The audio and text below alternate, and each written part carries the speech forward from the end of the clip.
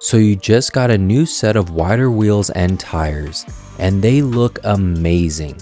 But when you take a closer look, you notice wear marks on your tire, right where the sidewall and tread meet. A key indicator that it's rubbing against the fender. To confirm this as well as its extent, remove the wheel and take a look. If you see any markings like this, you have to roll the fenders in order to save your tires. But you'll also want a heat gun and thermometer.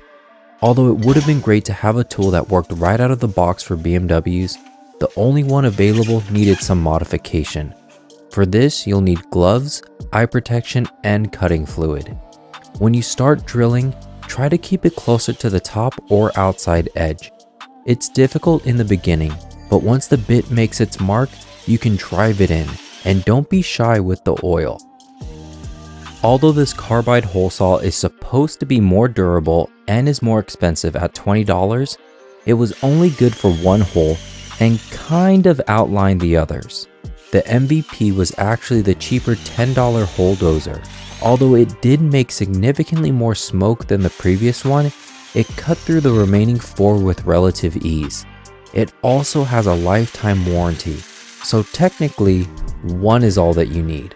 Just make sure to add some touch-up paint to the exposed metal so that it doesn't rust. Now we can assemble it together. Take the thinner arm that will hold the roller and insert it into the main arm with that long hole facing the welded nut and screw it in. Then secure in the roller. The smaller cylinder goes into the main arm and is secured by the washer and 6mm bolt. The bigger cylinder goes into the mounting arm and it's secured with the other washer and 6mm. Join the two arms together by the adjustment pin and clip it into place. The long adjustment screw will thread through both cylinders and is held in place by the 19mm nut.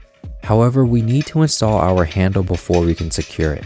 Unscrew the knob and remove the spacers, which we'll use since our lugs are conical. With the handle secured, we can use it as the counterforce needed to tighten down the 19mm. One last thing before we begin. You don't necessarily need to wash the entire car before this, but at least make sure that the fender is clean, especially the upper lip that will get folded in. If there's any debris in here, it will show through. Now we can bring in the fender roller. If it's too long, try lengthening the suspension. As for the lugs, they don't need to be torqued to spec, just tight enough that the roller doesn't come loose. The big takeaway here is that we don't want to do this in one go. We need to start at an angle and work the inner fender in stages, so don't over tighten the adjustment knob during this process. The roller should start at the same angle as the fender, then bring the roller towards the fender and just see if the roller will completely cover the entire sweep or if the height needs to be adjusted. With it properly positioned, heat up the area to 130 degrees Fahrenheit. Now apply the pressure to the fender and begin rolling. A little pressure here goes a long way, especially with the fender heated up. As you can see, the pressure was only increased in quarter turn increments after a few passes. The trick here is to keep the fender close to that 130 degree mark. This will keep the fender and paint malleable, reducing the possibility of the paint cracking. I also backed off the roller during the reheating process so the fender doesn't dig into the roller. After about 2 heat cycles, I changed the angle of the roller, which needed to be done a total of 3 times in this case, in order to get the fender completely flat. With each angle change, try to make the roller parallel to the fender and allow the pressure to fold it flat. Once you notice the fender start to bulge excessively, or if adding pressure doesn't allow the fender to continue to fold, back off the pressure and adjust the angle of the roller. By keeping the roller at a near parallel angle, it will prevent any obvious signs of bowing from happening. Naturally, it will occur with this process, especially if you're also trying to stretch the fender. But doing it this way will help maintain the lines of the car and give the area a smooth visual transition. This is a process that you really want to take your time with. For BMWs and many Euro cars, the fender already has a slight angle to it, so in real time this took me about 15 minutes per side. It really is a fun and rewarding process once you get them rolled, and if all you need to purchase is the roller and hole saw, this is still cheaper than getting the name brand version or getting it done professionally. I wouldn't say that this roller has the same build quality as the bigger brands, so I wouldn't use it professionally. But if all you need it for is a few of your personal cars, then this will definitely do the trick. However, if you would still prefer to have it done by someone with tons of experience, I'll leave my buddy's contact info in the description for those of you in the Bay Area.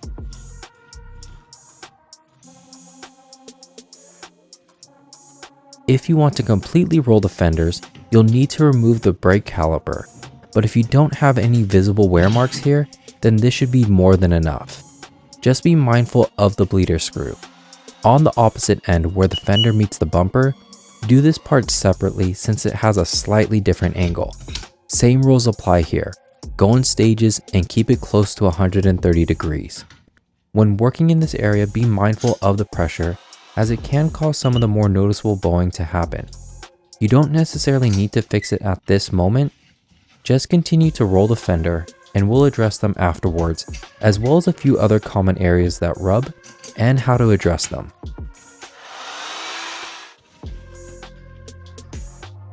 When you're done, it should look something like this.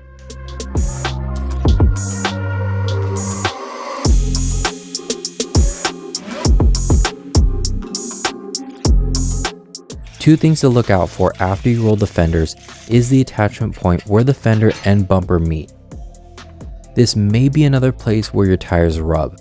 If so, you'll need to grind down this area, or if you have adjustable thrust arms, pull back the caster a little bit. The other issue in this area is the bending that can happen from the roller. If it happens, just heat the area back up and bend it back into place. It might not be perfect to the touch, but do your best to even it out so it isn't too noticeable. With all that done, throw back on your wheels and torque them down before doing the same on the opposite side. If you have a wheel gap that's at least 1 finger width, this should get rid of the rubbing issue. If not, try raising the ride height, but if you've maxed that out as well, then you'll want to look into camber plates, like the ones we installed with the KW DDC kit, which you can check out in this video, and I'll see you in that one.